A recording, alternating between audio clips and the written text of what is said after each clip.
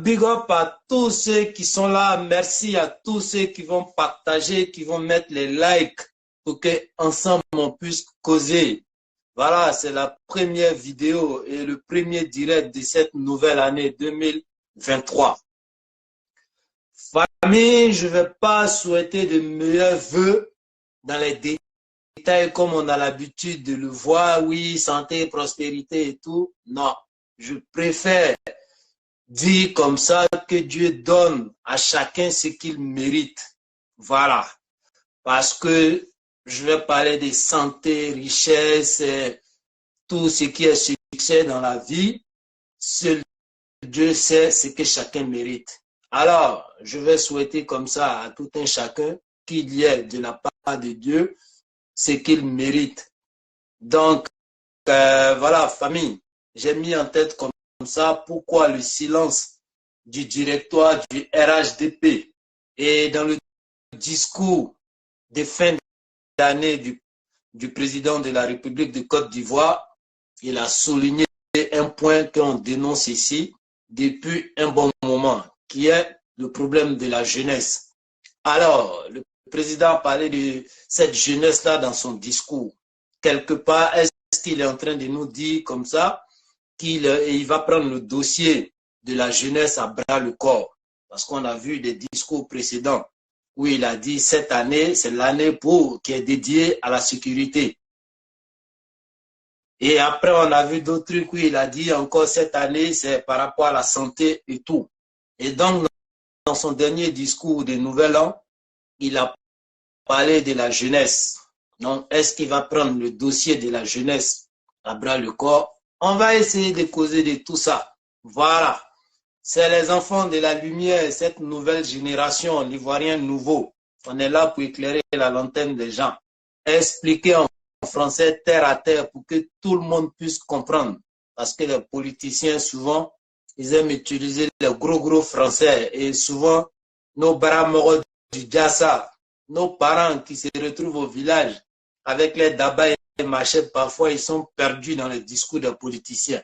Et nous, la nouvelle génération dont le président de la République a redonné vie, c'est-à-dire il nous a ressuscité parce que quelque part on était une génération sacrifiée à cause des pouvoirs précédents avec les marmailles et les manipulations. Mais ce président-là a fait renaître cette nouvelle génération-là, une génération de lumière qui se met au service de ses semblables pour faire comprendre pas mal de choses, pour éclairer la lanterne de la population. Donc, famille, avant de commencer, j'ai mis ce son de mono là pour comme ça dire que je suis de tout cœur avec les familles de monos qui sont retenues comme ça au Mali depuis un bon moment.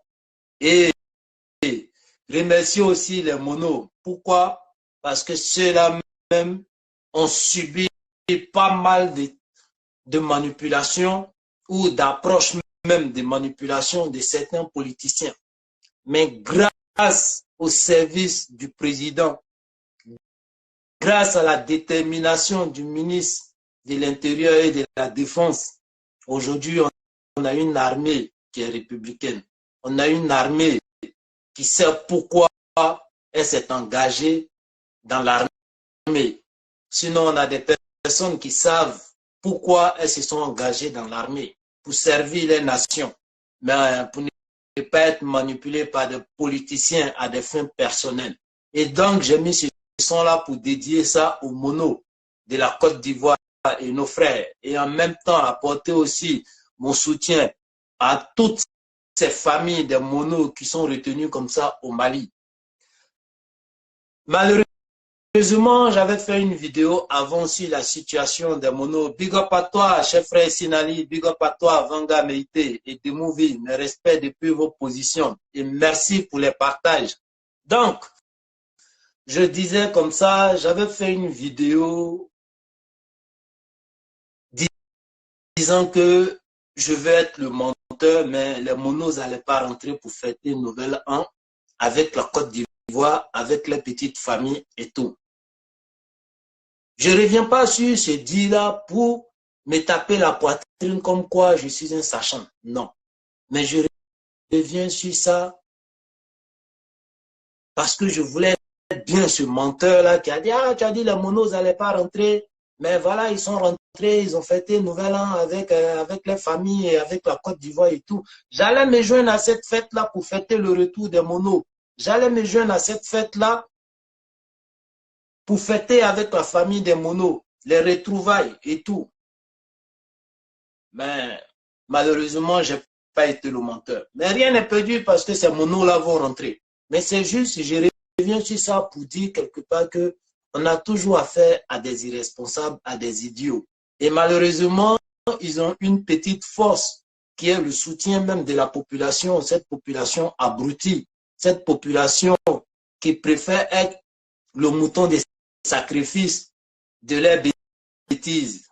Donc, quelque part, ce soutien-là leur donne une petite force pour continuer toujours dans la bêtise, sans s'inquiéter à un moment donné du sort même de cette population-là. Et on doit faire avec. Donc, comme je vous disais, on a affaire à des irresponsables. Je ne suis pas juriste, mais j'ai un peu détaillé pourquoi les monos n'allaient pas rentrer en cette fin d'année-là pour fêter le Nouvel An avec les familles. Parce que les procédures juridiques, voilà, étant dans un pays développé et qui essaie de se cultiver aussi, comprend un peu pas mal de choses. Mais on a assisté à des trucs, à cette mascarade-là où, quelque part, même, ils ont sali un peu l'image de cette justice-là qui veulent faire croire qu'il y a une justice au Mali. Ils ont sali l'image. Et certaines personnes d'hommes de droit se sont prêtés à ce jeu-là pour encore ternir l'image même de la justice malienne. Parce qu'en tant que des hommes de droit, en tant que des gens dignes qui veulent l'équilibre dans la société à travers la justice, se sont adonnés à ce jeu-là qui ne faisait pas honneur à leur robe. Et malheureusement, on aura toujours des pignons comme ça pour salir l'image de d'autres voilà, structures ou bien d'autres domaines même. Voilà pourquoi ils ont pu avoir quelques hommes de droit pour orchestrer les mascarades là, les comédies, les sketchs là, et venir donner des sentences 20 ans par-ci, condamnés à mort par-là. Voilà comment des irresponsables peuvent toujours agir. Vous voyez, quand on dit à un idiot de jouer le rôle du malin, c'est compliqué pour lui. Parce que même quand on lui dit comment il doit peut-être procéder, il va toujours faire des bêtises. Et c'est à ça qu'on a assisté. Et dans la vidéo précédente, j'ai dit que le président était trop gentil. Tellement gentil que parfois, il donne l'occasion aux gens de l'insulter. Ceux qui ne vont pas vite le comprendre.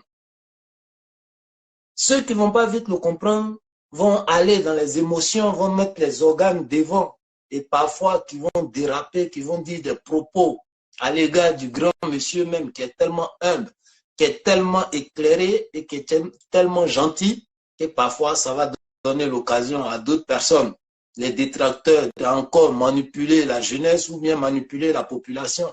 Ah, on vous a dit cette histoire des dossiers des 46 militaires là.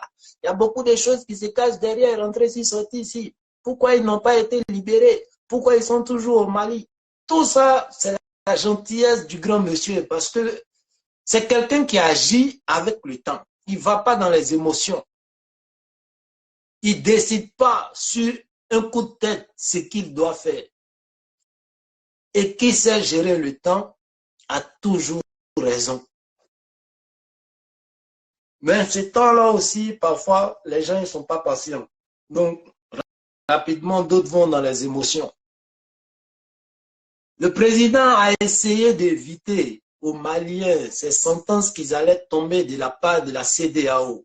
Mais en tant qu'un humain, il a regardé et il a trouvé que c'est le pauvre peuple innocent malien qui allait prendre plus de pots cassés que ces politiciens-là.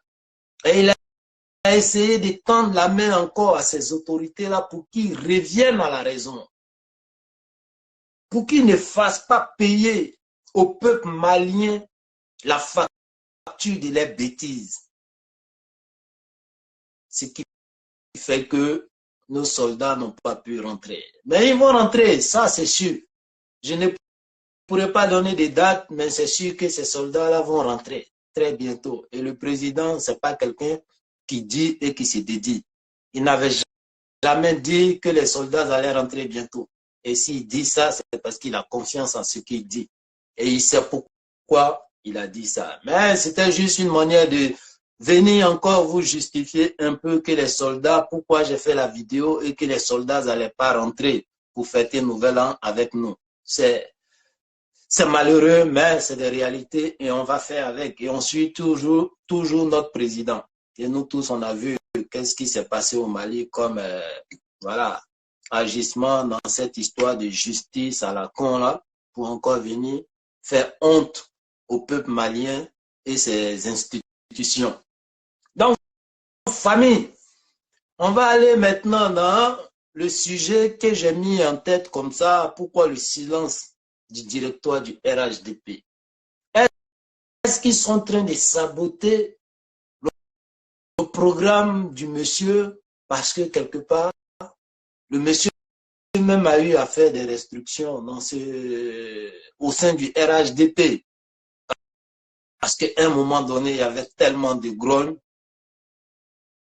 que c'était devenu inquiétant par rapport à l'avenir même de ce parti-là. Parce que l'avenir d'un parti, c'est ses militants. Ceux qui sont déjà les cadres, eux, ils sont arrivés au sommet, s'ils veulent croire ça comme ça, et ils pensent qu'ils sont devenus des dieux. Mais sans le soutien des militants, vous n'êtes jamais un cadre. Sans le soutien des militants, vous ne serez jamais un parti politique. Donc, le respect doit être mutuel. Et le respect même des règles du parti, nul ne doit être au-dessus de ça. Mais ces temps-ci, on assiste à des grognes de part et d'autre dans presque pas mal de villes de la Côte d'Ivoire où on veut parachuter comme ça des candidats, on veut imposer des candidats face au choix du peuple, face au choix des militants. Est-ce que vous pouvez connaître les réalités que traversent ces militants-là plus que eux-mêmes? Non, je ne crois pas. Est-ce que vous pouvez souhaiter le bonheur d'un peuple ou d'une ville, d'un village, plus que les habitants de ce village-là même? Non, je ne crois pas. Donc, pourquoi il y a eu restriction dans le temps du parti? Et est-ce que ces restrictions-là ont apporté un changement même dans le comportement de certains cadres ou certains responsables du RHDP?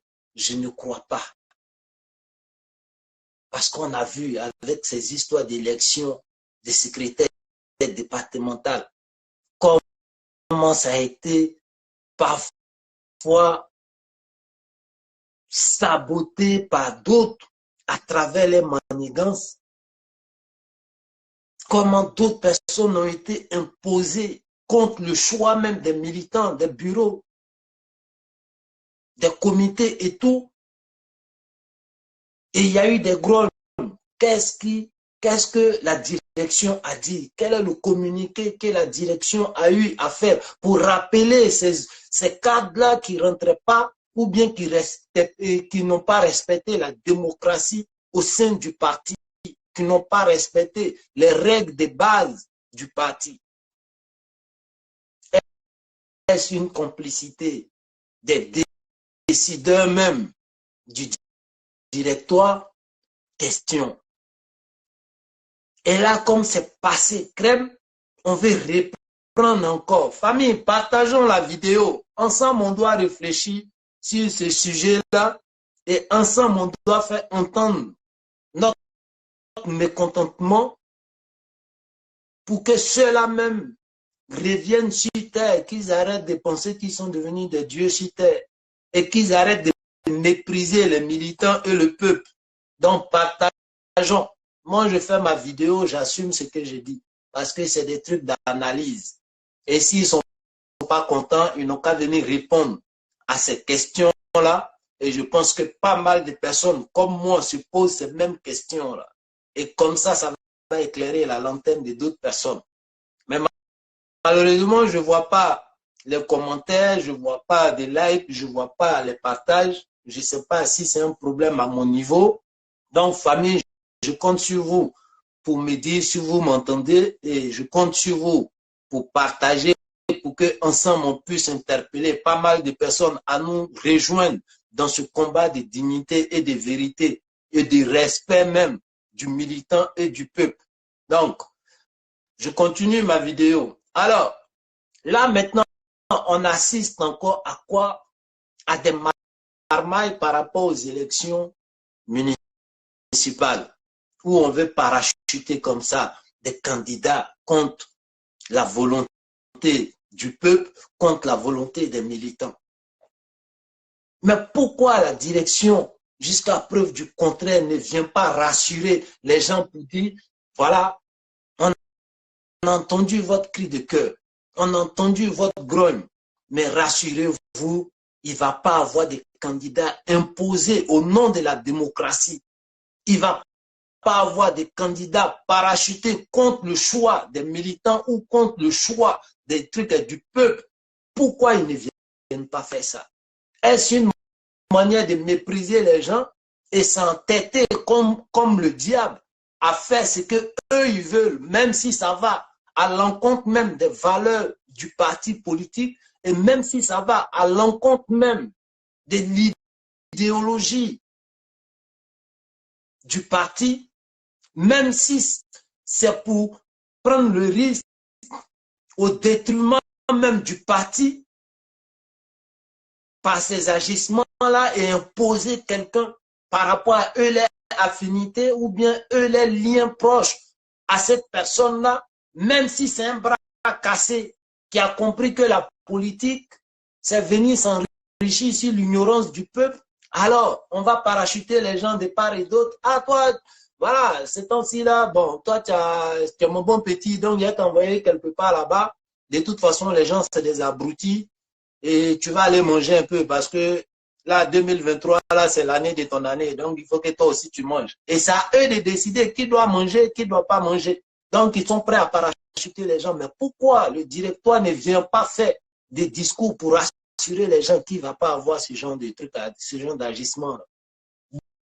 D'autres, même pour tâter le terrain, il n'y a même pas eu la liste des candidats validés par le parti. D'autres ont commencé à faire des marmailles pour tâter le terrain. Ah, je remercie telle personne, le président de la République, ou bien je remercie la direction du RHDP de m'avoir choisi comme candidat pour telle ville, ou bien tel village, ou bien telle commune. Et si ça passe, allez, on valide ça comme ça et puis on continue. Mais ils ont essayé. Et si ça doit provoquer des soulèvements, si ça doit provoquer des agissements pour salir l'image du parti, pourquoi la direction reste muette? Alors qu'on sait qu'en politique, le silence n'a pas sa place. Pourquoi la direction, jusqu'à preuve du contraire, ne vient pas rassurer les militants, ne vient pas rassurer les comités ou bien les sections? Est-ce qu'eux-mêmes, ils vont à l'encontre même des décisions du président de la République qui nous a dit que, voilà, il ne va pas avoir des candidats parachutés et c'est la voix des militants, c'est la voix du peuple qui va primer sur le choix des candidats, quelles que soient les élections? Est-ce que c'est le président qui nous a menti ou bien c'est eux qui sont en train de faire, qui sont en train de s'entêter, même contre les dires du président de la République, qui est le capitaine du bateau? Question. Et pourquoi ce silence-là?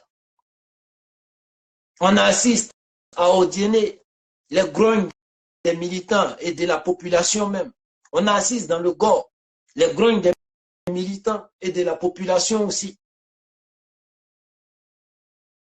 Pas plus tard qu'aujourd'hui, dans l'émission d'Éclaireur Pro Vérité, on a vu un frère qui est venu encore signaler un truc dans une ville de la Côte d'Ivoire.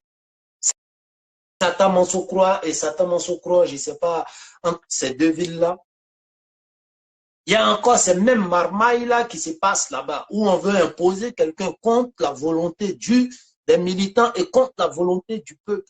Même quand celui-là même a montré au peuple que je suis avec vous, je serai disponible pour vous. On est prêt à lui le chasser parce qu'on veut mettre un bon petit qui doit aussi manger à son tour. Gens, eux, ils sont devenus des dieux. Est-ce qu'ils vont nous dire qu'ils n'entendent pas ces grognes-là? Ça, c'est impossible. Ils ne peuvent pas dire ça. Mais pourquoi tant de silence? Voilà pourquoi je me pose la question. Est-ce qu'ils sont en train de saboter même? Quitte à exploser le RHDP à travers les agissements? Est-ce que ça fait honneur au président de la République qui est le capitaine de ce bateau-là? Est-ce qu'ils sont en train de saboter le RHDP même eux-mêmes? Ces cadres-là qui se retrouvent dans ces agissements-là ou bien qui se reconnaissent dans ces agissements-là? Question. Et vous savez très bien, ça va commencer par les grognes, mais on ne sait pas comment ça va évoluer et comment ça va se terminer. Et pourquoi vous ne sortez pas pour venir vous désolidariser de ces agissements-là qui ne sont même pas démocratiques, alors qu'on veut être le parti exemplaire. On veut être le parti même qui inspire d'autres personnes à devenir des responsables à travers le respect des règles et de la démocratie. Mais s'il y a la démocratie même est manipulée au sein du parti, je me demande, hors du parti, comment ça sera? Est-ce que nous, on pourra dire aux autres de respecter les règles de la démocratie, alors que nous-mêmes, en notre sein, on est prêt à saboter, à tordre le cou de cette démocratie-là? C'est ça l'exemple qu'on veut donner. Ou bien c'est ce que d'autres veulent nous imposer au sein du RHDP. Parce qu'aujourd'hui, ils sont très forts. Parce qu'aujourd'hui, ils ont eu le temps de se servir. Et donc, même s'il faut se détacher du RHDP parce que voilà, on a mis pas mal de réserves à côté, le grenier est plein, donc on s'entête. Et si le RHDP doit exploser, ça n'a qu'à exploser, eux ils sont déjà rassasiés. Est-ce que c'est ça nous sommes en train de comprendre à travers les silences et les entêtements dans cette manière de faire la politique? Question. Mais bon, aujourd'hui, cette nouvelle génération de lumière-là, on ne va pas hésiter à dénoncer. Moi, en tant que militant, je suis prêt à défendre le parti contre les détracteurs. Mais en même temps, je serai le policier aussi dans ce parti-là pour que ce qui m'a séduit pour épouser l'idéologie de ce parti-là soit respecté depuis là-haut jusqu'en bas.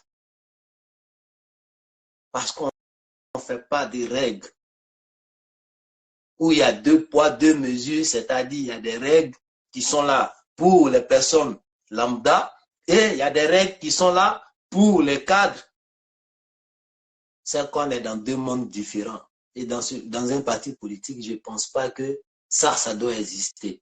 Les règles sont faites pour tout le monde, au cadre comme militant de base. Les règles sont faites pour être appliquées et ça s'impose à tout le monde.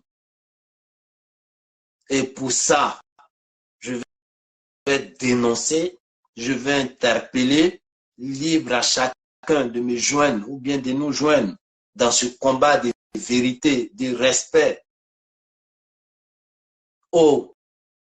Libre aussi aux autres de vouloir être les attrapeurs des sacs.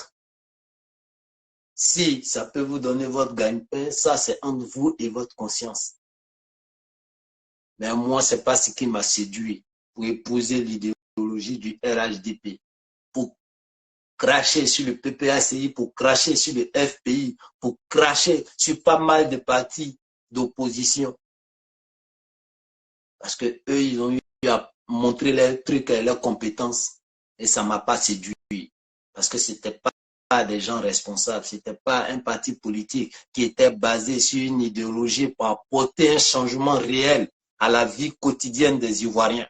Mais si aujourd'hui, après une lutte où il y a eu des morts, où il y a eu des condamnés, où il y a eu des blessés, que d'autres personnes veulent venir salir l'idéologie et les règles et les valeurs même de ce parti politique-là, je préfère dénoncer pour que demain, je puisse prendre ça comme preuve pour dire voilà. Mais seul le temps est le vrai témoin de l'homme.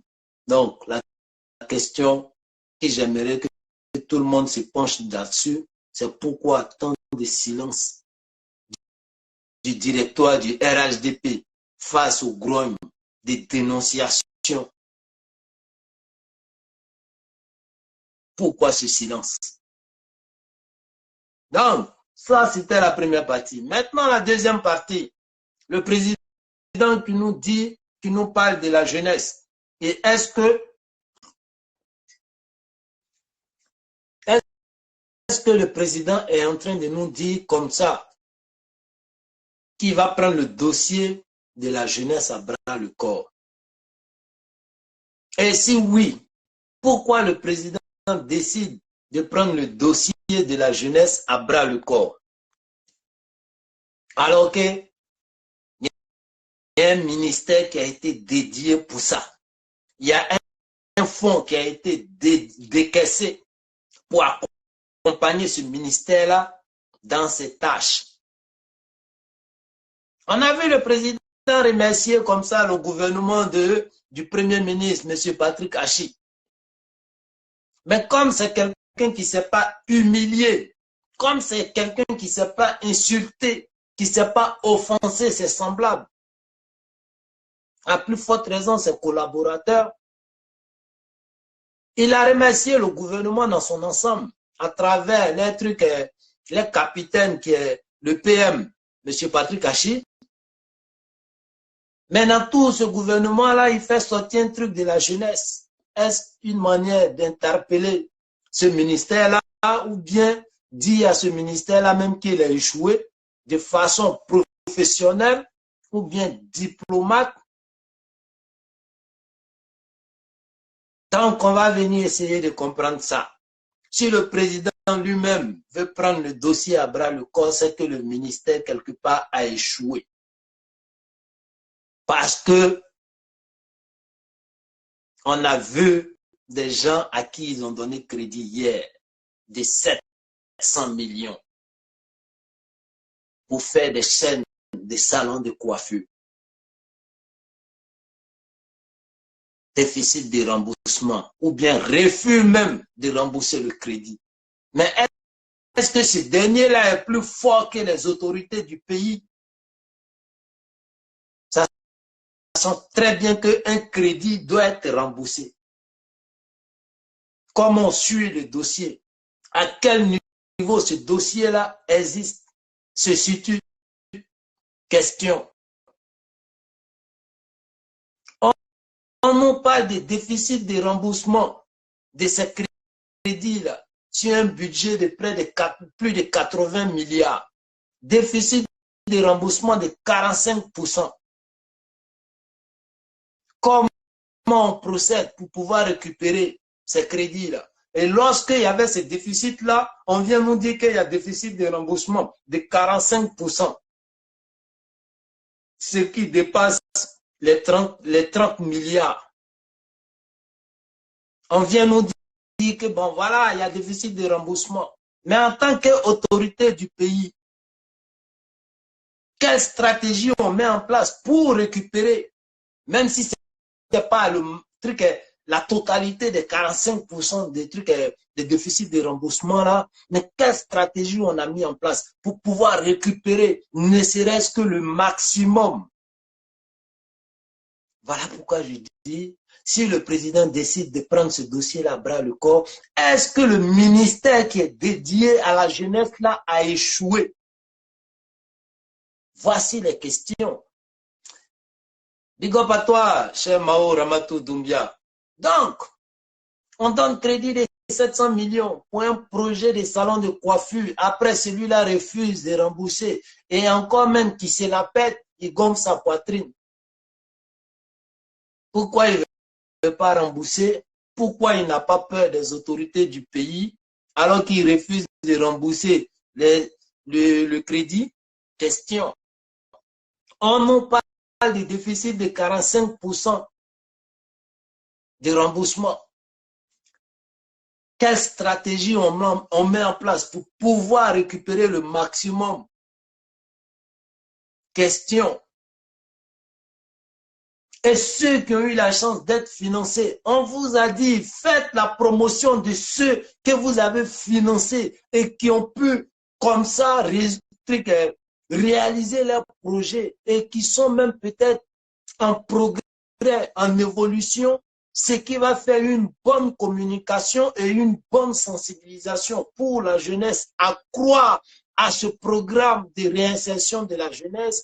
Il n'y a pas de vidéo. Par contre, même s'il faut venir s'accrocher aux blogueurs qui ne font qu'abrutir la jeunesse, à prendre photo avec ces blogueurs-là pour leur donner encore plus d'audience à travers ces photos-là. Ils savent comment les blogueurs-là vont utiliser ces photos-là pour avoir des audiences, de l'audience. On préfère ça. Mais ce qu'on fait comme travail, on refuse de faire la propagande de ça, de telle sorte que ça puisse encore séduire la jeunesse, de telle sorte que ça puisse convaincre la jeunesse. Est-ce que le ministère a échoué pour que le président vienne prendre ce dossier-là à bras le corps? Question. Ceux qui ont eu ces financements, est-ce qu'ils ont été formés? Est-ce qu'il y a eu études sur le terrain de ce pourquoi, de ce projet-là, pour voir si c'est des projets d'avenir, si c'est des projets qui vont, voilà, encore ouvrir la porte du travail à d'autres frères pour qu'on puisse baisser le taux de chômage pour la jeunesse? Question. Donc, est-ce que le ministère a échoué pour que le président lui-même vienne prendre ce dossier-là, bras le corps? Question. Est-ce que l'accompagnement a été comme il se doit en tant qu'autorité des gens réfléchis et des gens avertis? Est-ce que l'accompagnement de ceux qui ont bénéficié de ce financement-là, est-ce que l'accompagnement a été fait de telle sorte qu'on puisse voir l'évolution et parfois même interpeller les gens lorsqu'ils vont en besogne par rapport à la gestion de la société pour qu'on puisse éviter ces déficits de remboursement-là? Question. Parce que regardez en Europe, tu veux faire une société, la moindre des choses, parfois, on te dit d'aller faire une formation. Ça dépend de quelle société, dans quel domaine tu veux investir. Ça peut être une formation de 2 semaines, voire même voilà, plusieurs mois. On t'apprend à gérer ta société. On t'apprend à faire des factures. On t'apprend à gérer tes comptes. Pour ne pas que tu dépenses demain lorsque ces histoires de TVA, d'impôts vont arriver et tout. Alors, vous voyez, on t'apprend à gérer une société et tout, de telle sorte que demain, voilà, étant tout seul, tu puisses faire tes calculs, savoir à quel moment 5 francs doivent sortir ou bien 5 francs, quand ça rentre, comment je dois gérer ces 5 francs-là.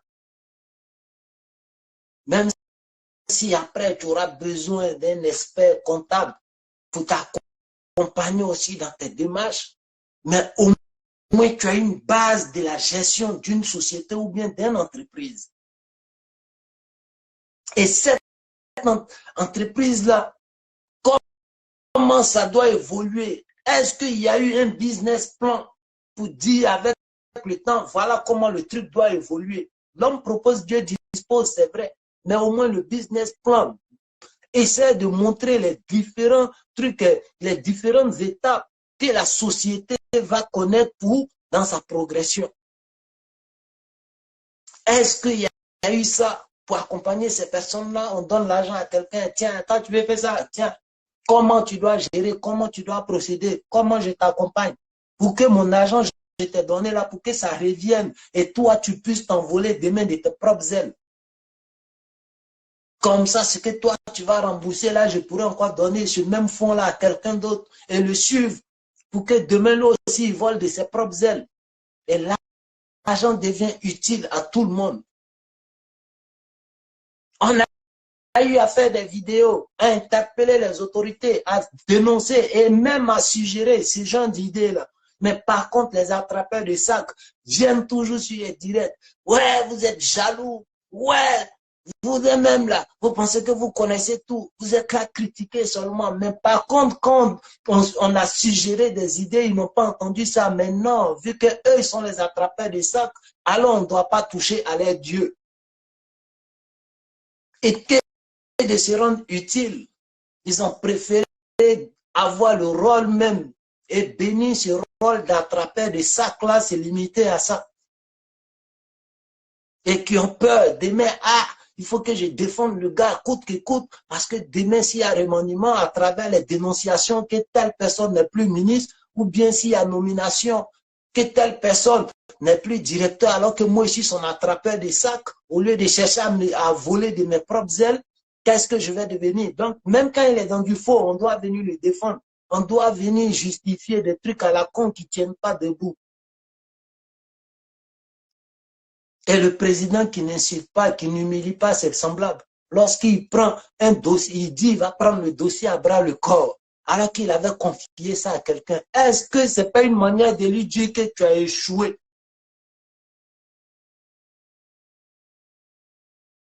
Dernièrement, j'ai vu le ministre, je ne sais pas si c'est au plateau ou bien dans quelle commune d'Abidjan. Ouais, toi, tu veux faire quoi? Ouais, toi, tu as tel niveau. Toi, tu as tel niveau. Donc, toi, tu veux devenir chauffeur. D'accord. Moi-même, là, je vais payer ton permis, tu vas faire le permis et tout. Cette vidéo de séduction, mais pas des trucs concrets. Pendant qu'on a une société où tu peux donner une caution pour avoir un taxi, on peut travailler en collaboration, tu vas faire le permis, mais le permis après, c'est dans la poche. Mais si ça ne lui donne pas un travail, ou bien tu lui fais passer le permis, et que après le permis, il n'y a pas d'opportunité, il n'y a pas d'idée, ça servir à quoi de dépenser peut-être 100 000 ou bien 200 000 dans un permis? Ça, moi, j'appelle ça de la séduction. Ça, moi, j'appelle ça des pubs inutiles.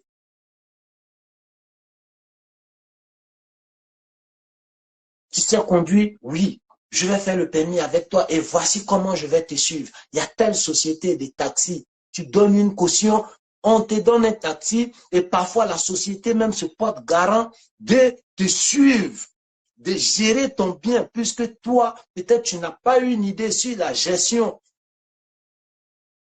dans la création d'entreprises ou bien de l'auto-entrepreneuriat. La société même décide de gérer ton mouvement pour toi. Chaque fin du mois, ils vont te donner telle somme.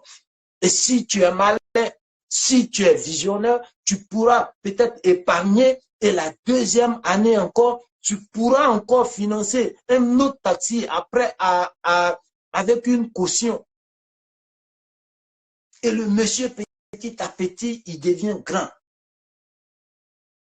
Voici comment on montre à quelqu'un qui peut devenir responsable.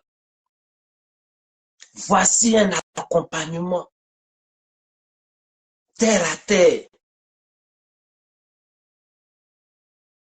Et ça va faire comprendre à d'autres personnes que dans la vie, dans un projet, il y a des étapes. Et voici des étapes qu'on peut vous donner de façon terre à terre. Ça fait en même même temps la promotion de cette société-là qui, peut-être, on sera en collaboration parce qu'il y a pas mal de jeunes à cause de leur niveau intellectuel qui n'ont pas de grands diplômes, mais qui pourront s'insérer dans la société à travers votre collaboration avec ces personnes-là. Ou peut-être ceux-là même vont commencer à faire passer le permis à pas mal de jeunes. Cette société de trucs, de voitures-là, peut même, à travers votre collaboration, peut accepter de financer comme ça des jeunes, le permis des jeunes. Parce qu'ils savent qu'après leur obtention des permis, ils savent conduire et tout, ils vont venir où voilà, leur caution qu'ils doivent déposer pour avoir des trucs, pour avoir des financements, sera décaissé par le ministère de la jeunesse qui les accompagne. Parce que pas mal peut-être aujourd'hui n'ont pas 1,5 million ou bien 2,5 millions comme caution pour commencer ça, parce que c'est des gens même qui ont du mal peut-être à passer le permis. Donc, où ils vont avoir peut-être les 1,5 million ou bien les 2 millions pour aller donner comme caution pour avoir les taxis, que de donner peut-être 700 millions à une personne ou bien combien de millions à d'autres personnes. Avec 2 millions, voilà comment on peut faire sortir d'autres jeunes dans la rue.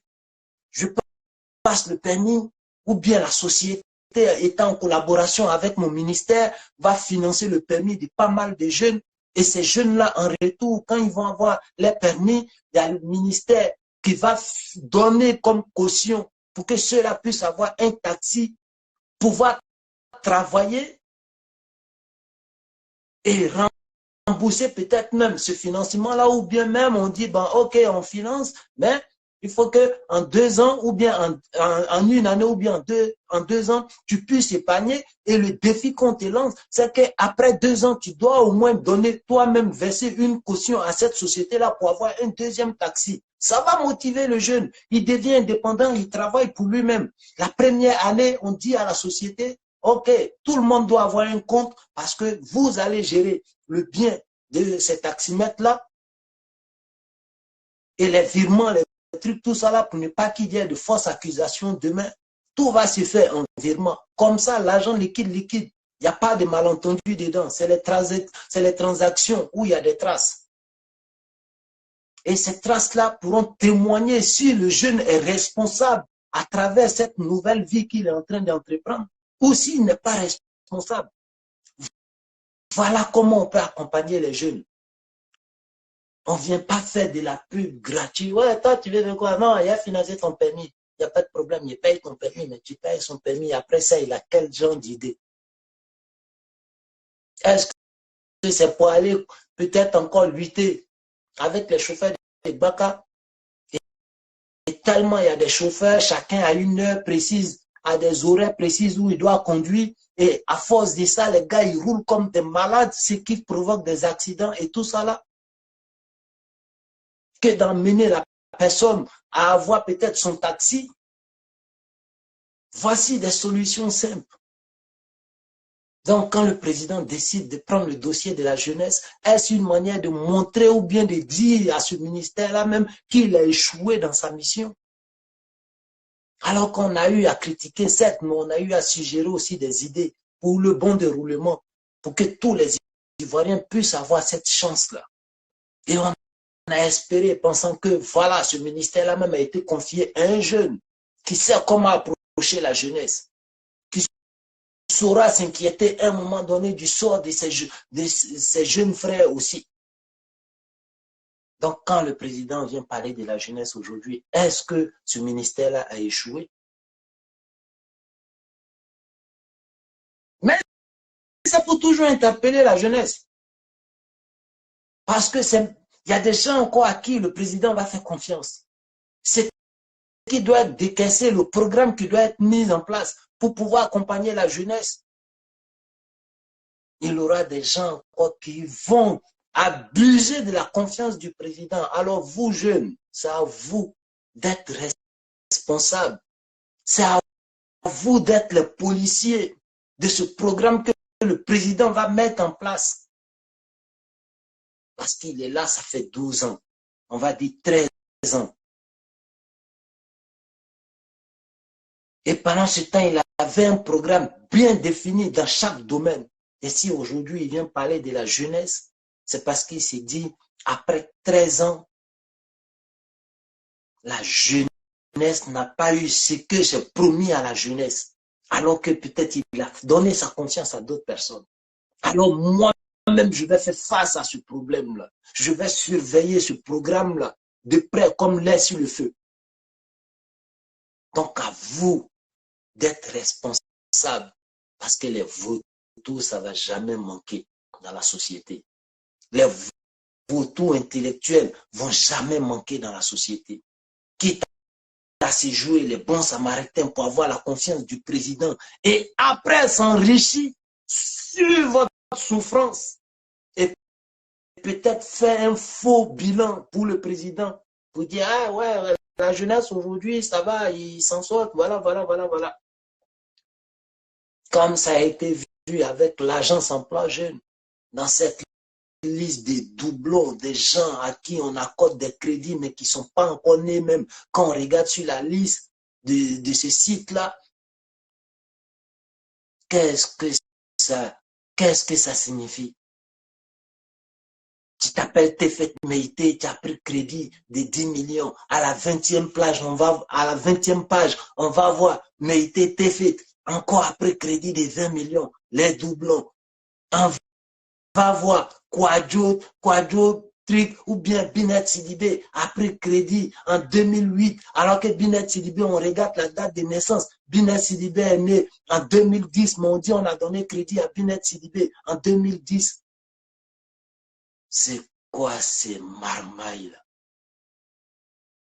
Donc, jeunes, surveillez ce programme-là de près.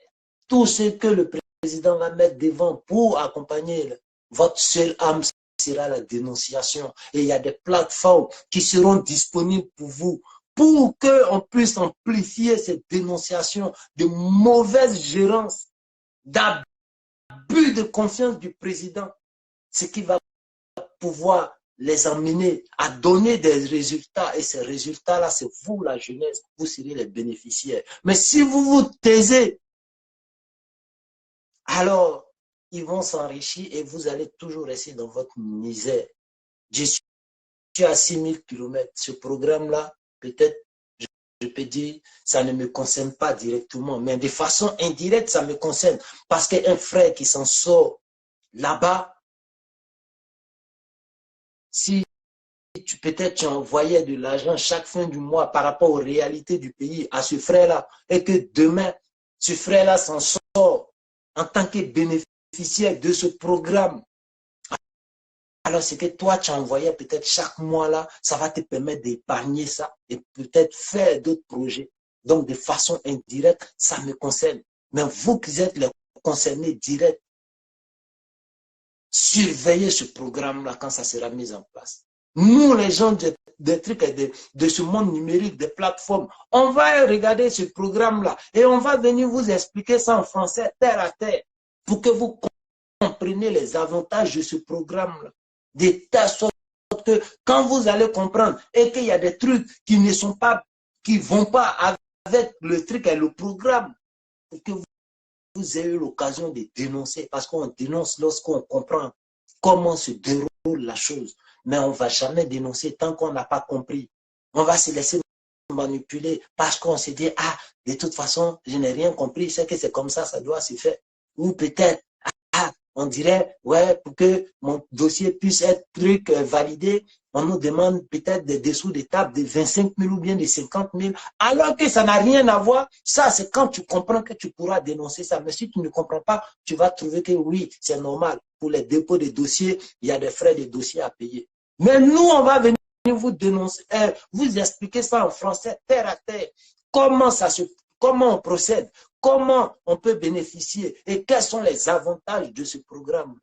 Parce que hier, les autres, on a eu à les interpeller, on a eu à dénoncer, on a eu à suggérer. Ils ne nous ont pas compris. Ils ont trouvé que, ouais, nous, on était des jaloux. Ouais, nous sommes des râleurs. Alors, si le président vient dire ça et qu'il veut prendre le dossier à bras le corps, c'est à vous d'être vigilant aussi. Parce que le président, oui, il a dit qu'il va prendre le dossier à bras le corps. Mais qui sont ceux? il va mettre aujourd'hui devant ce programme-là pour faire face aux réalités de la jeunesse? Est-ce que ça sera des gens de confiance ou des gens qui vont séduire le président, mais après qui vont abuser de sa confiance? Question. Donc, à vous, la jeunesse, d'être vigilant pour que ensemble ça soit une réussite. Pour que vous nous aidiez à réaliser cette chance-là que le président veut donner à la jeunesse. Mais tant que vous allez avoir peur de dénoncer, malgré nos explications dans les détails près pour vous emmener à comprendre les choses et à profiter de ce programme-là, ça sera un échec.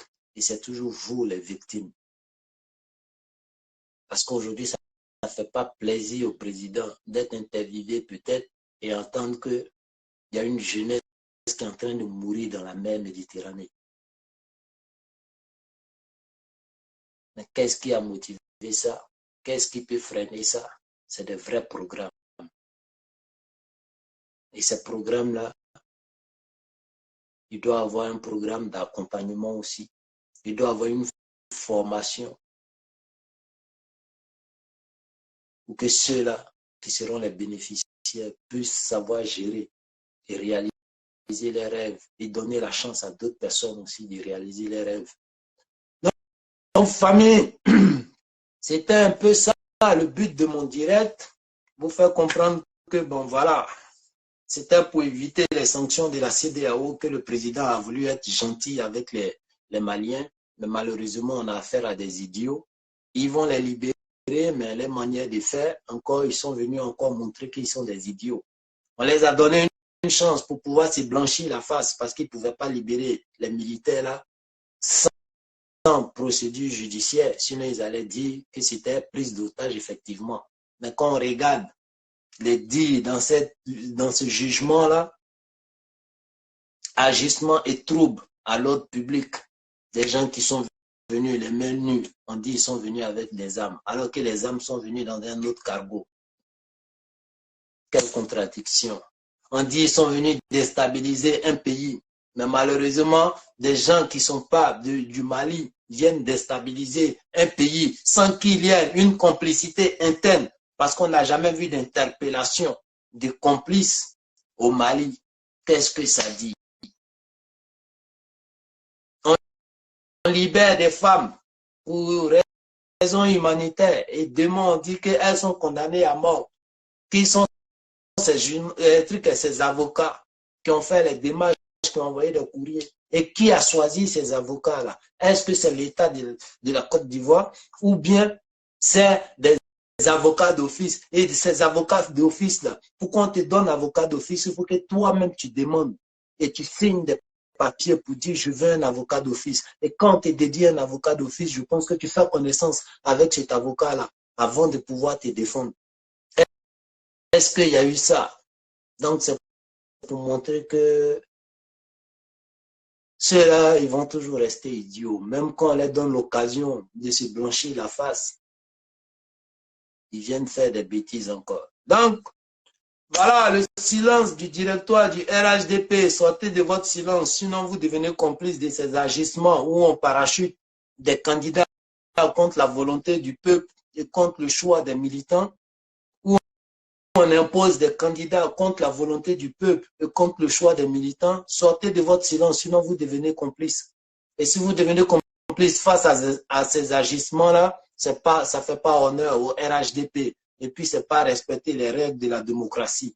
Voilà. Maintenant, le président a dit qu'il allait prendre le dossier de la jeunesse à bras le corps.